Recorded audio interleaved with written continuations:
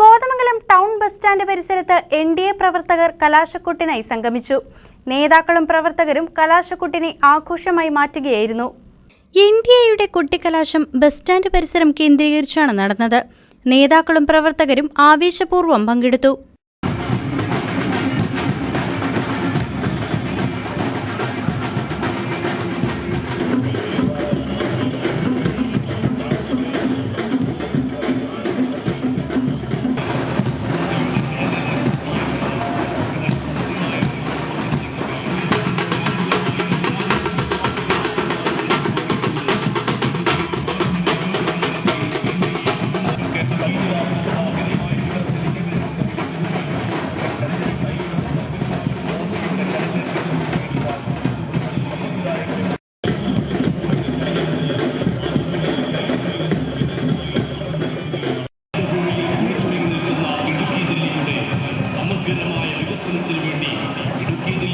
സ്ഥാനാർത്ഥി സംഗീത വിശ്വനാഥൻ കലാശക്കൊട്ടിനുണ്ടായിരുന്നില്ല.